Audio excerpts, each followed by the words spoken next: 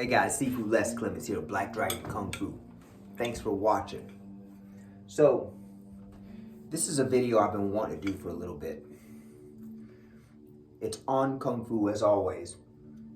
So, Kung Fu is what we call a sacred science, right? There are many sacred sciences. Kung Fu is just one of them. Kung Fu, being a derivative of yoga, right, was brought up from India into China by the Bodhidharma, or the Enlightened One. Brought yoga, which later turned into Kung Fu. Long story short. So, sacred sciences teach us how to follow universal laws. So the goal in the sacred science, any sacred science, is going to be achieving self-awareness. Okay, so if we use Kung Fu as an example of the sacred science, self-awareness, we learn this through illumination, meditation, cooking, cultivating or farming, hunting, survival skills, medicine, healing, breathing deep, living fully, treating other people well, living with respect, working to keep the self always improving, creating a better environment, always transforming things. Or the least important element, unless it's absolutely necessary, combat. Now, this aspect of the sacred science of Kung Fu is the smallest. The smallest. So if you think about all the techniques in fighting, any technique you can imagine, any and every one of them collectively combined, from every style all over the planet, hands, weapons, grappling, striking, doesn't matter.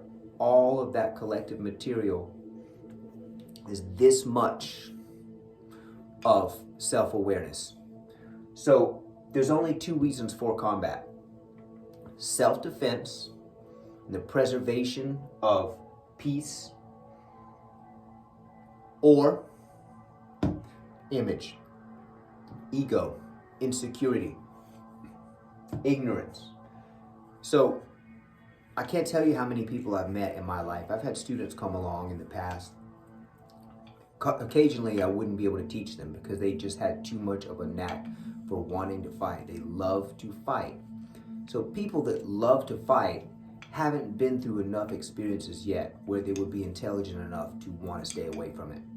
So if you take someone who loves to fight and they end up on the wrong side of the worst beating they've ever had, be willing to bet they don't like to fight anymore. See, so my point is combat for image is false. There's no need for it. You know, it's ego, it's egotistical. It's like professional wrestling. You know, who cares if someone can beat someone up? How do you live? So you have an opponent who's beaten 300 opponents in the ring. Okay, what kind of a person are they? Can they breathe deep? Can they live fully? Do they know anything about healing? Do they know anything about medicine? Do they know anything about cultivating, farming, hunting, fishing? Sometimes, yeah, cooking, meditation, illumination, achieving self-awareness, avoiding combat, being peaceful, being humble.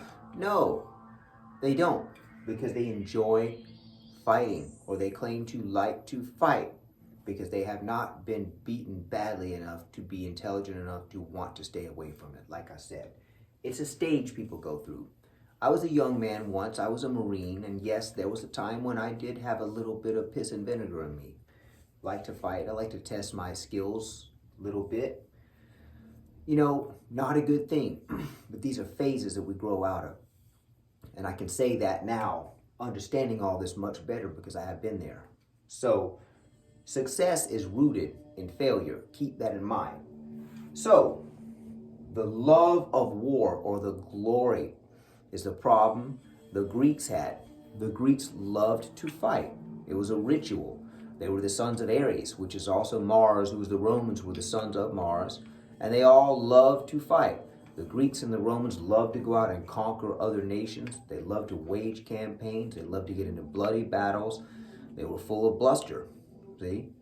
Because all of their eggs were pretty much in here, combat.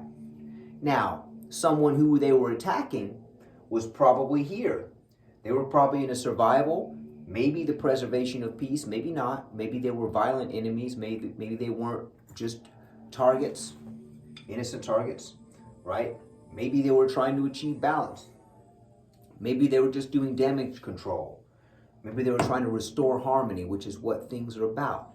Life, in a lot of ways, is about balancing damage control and restoring the harmony. Restoring the harmony after damage is done. So a lot of damage is done from this right here.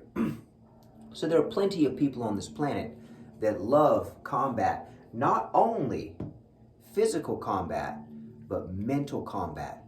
One-uppers, people who always have to have an edge. Anything you say they've done better, they can top this, whatever you've got, they're better. Always have a better story. See? Because they love to combat, they love to argue. Anything you say, they'll know it's true and they'll still say, nah, that's not true because whatever. So that is not just a physical problem. So you have combative mental attitudes, dismissive, combative behavior. And it really just doesn't serve anything. It's just chaos because there's no substance, which can always be developed. So we are crude blocks that have to be built. Okay, so I'm going to talk in the next video, one of the next couple of videos about constructing the tower. Okay, the tower is the Stargate, but the tower and the Stargate we're talking about is ourselves, building the self block by block. So you remember that yellow golden cube I talked about? That's a completed cube that would go in the tower, but nothing goes into the tower, no brick, until it's been transmuted from lead all the way through to gold. But there are times maybe we need a silver tower instead. Silver has other uses. Remember, gold intensifies things. So this gold bracelet, right? Gold on the right side, the solar sun energy intensifies that solar energy. Silver on the left intensifies the lunar moon energy. Silver corresponds to the sun in alchemy, or to the moon in alchemy, apologies. Gold corresponds to the sun in alchemy. So those are the sun and moon energy facilitators. They will intensify. So gold intensifies, so it's irrelevant to who the person is. If you put a gold chain on a thug, he's going to be a more intense thug because that gold will intensify his energy. You put a chain on a really good person, a gold chain is going to intensify their goodness, who they are. So the person really is kind of irrelevant. It's the point is that gold intensifies. Silver purifies. See, so what we take in on our left side is the moon. In the moon energy is silver, is the metal that corresponds to the moon. So we take in what we take in the world comes in through the left side. So if we have silver, it's purification of energy that comes through. Silver is purifying. People take colloidal silver, right? Colloidal silver will purify the gut. It'll kill certain gut bacteria, things like that. So now you got an idea how small the combat element is. Now keep in mind, sometimes combat is absolutely necessary. I'm not knocking combat. I'm not saying it should be avoided at all costs because there's sometimes when you have to fight. Read the Bhagavad Gita. It's all about war. Arjuna's on the battlefield. He does not want to fight. His enemy army is massed. It's his cousins and brothers and all his kin on the other side of the army, and they're ready to take over everything. So him and his guys are getting ready to fight, and then Lord Krishna comes onto the battlefield and counsels him. It's a wonderful story. There's an animated version, not animated, narrated version on YouTube. It's just a picture, but it's like 2.5 hours long, and it's a beautiful story. But the point was, Krishna was telling him, you have to fight. It's your moral duty, because if you don't, these people will enslave everyone, and you will have karmic consequences for that. You will be at fault karmically. So sometimes we have to fight. Sometimes we have to do something, and that is why we have all of the techniques of martial design, right? So understanding the whole point of self-awareness is to avoid the violence. When humans become evolved enough, you will see violence decrease because there's a higher vibration. Humans are too dense right now. And I don't mean mentally. I mean, our bodies are too dense.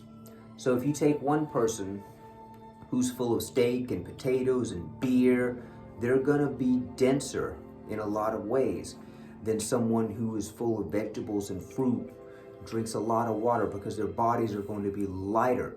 There's more room for light. So density brings more darkness in the body. So there's more room for toxins to form, all types of issues like that. So keeping the body light and healthy, high vibration is extremely important for vitality. So density versus buoyancy. So combat requires density.